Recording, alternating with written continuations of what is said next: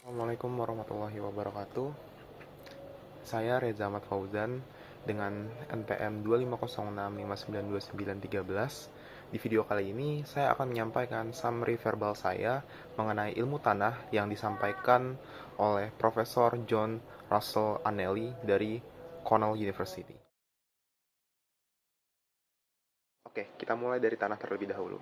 Tanah didefinisikan sebagai volume bahan permukaan yang telah berubah, yang mana hal ini mendukung kehidupan dan memperlihatkan horizon. Jadi tanah sendiri memiliki lapisan-lapisannya masing-masing. Nah, berbeda dengan dirt, yang mana dirt ini juga termasuk tanah namun berada di tempat yang salah. Secara ideal, volume tanah tersusun dari 45% padatan mineral dan juga 5% bahan organik serta 50% ruang pori. Nah, ruang porinya ini terbagi menjadi dua lagi, ada yang terisi oleh air dan ada juga yang terisi oleh udara. Nah, tanah juga memiliki 4 komponen utama, yaitu yang sempat disebutkan tadi, yaitu padatan mineral, bahan organik, air, udara, serta ditambah dengan biota yang melimpah di dalamnya. Lalu adanya dinamika tanah nih, yang mana tanah ini ditandai oleh pergerakan air yang mengubah komposisi pori. Lalu adanya variasi kandungan organik yang luas antar lokasi, serta laju dekomposisi yang dipengaruhi oleh kelembapan dan suhu. Jadi ada faktor-faktor iklim yang mempengaruhi dinamika tanah. Oke, selanjutnya ada proses pembentukan tanah, yang dimana tanah umumnya berasal dari bahan induk atau batuan induknya, atau dikenal dengan istilah mother's rock. Nah, proses yang pertama adalah penambahan atau addition. Nah, hal ini terjadi ketika material dari luar ditambahkan melalui angin, banjir, longsor, atau juga deposisi. Nah, proses kedua ada kehilangan atau losses, terjadi ketika material hilang akibat erosi. Yang ketiga ada transformasi atau alteration, yang dimana adanya perubahan kimia atau mineral tanpa perpindahan massal, seperti pembentukan kristal baru. Nah, proses yang terakhir ada juga translokasi, yakni pergerakan internal partikel atau material terlarut dalam profil tanah, baik itu bawah maupun ke atas. Misalnya, lempung tertranslokasi ke bawah oleh perkolasi air, atau kenaikan kapiler dan transport uap yang memindahkan garam terlarut ke atas hingga menyebabkan akumulasi garam di permukaan. Oke, selain itu, ada 5 faktor utama yang mempengaruhi pembentukan tanah, yang mana faktor pertama yaitu bahan induk.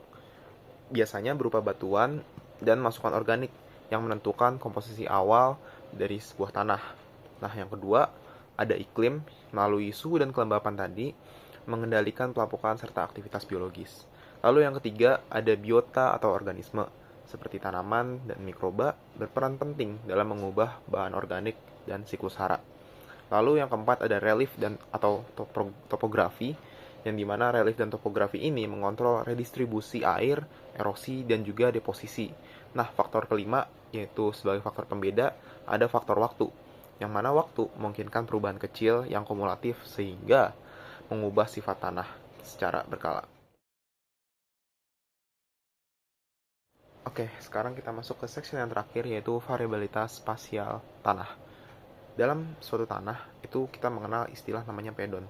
Pedon itu merupakan satuan 3 dimensi terkecil yang mewakili satu tanah pada suatu titik. Sementara, kita juga mengenal istilah polipedon, yaitu kelompok-kelompok pedon yang serupa dan membentuk satuan tanah. Jadi, pedon-pedon yang sama itu membentuk satu satuan yang terpetakan. Nah, variabilitas dalam bentang alam ini menyebabkan tanah dapat berubah tiba-tiba dalam jarak yang pendek atau bergradasi perlahan di sepanjang transek yang luas. Dengan perbedaan yang ada, seperti akibat dari faktor-faktor sebelumnya, yaitu batuan induk atau bahan induk, terus juga dari iklim, biota, relief, dan juga waktu, menyebabkan implikasi terhadap pengelolaan tanah itu bervariasi dan sulit untuk dikelola secara seragam, seperti dalam kegiatan bertani atau penempatan sistem septik. Jadi memang tanah ini cukup sulit untuk diklasifikasikan karena adanya faktor-faktor dan juga proses pembentukannya tadi. Seperti itu. Sehingga variasi-variasi dari tanah itu sangat beragam dan dikelompokkan secara resmi oleh FAO yang kita kenal secara resmi. Mungkin sekian dulu yang dapat saya sampaikan. Kurang lebihnya mohon dimaafkan. Saya Reza Ahmad Fauzan. Ucapkan terima kasih. Wassalamualaikum warahmatullahi wabarakatuh.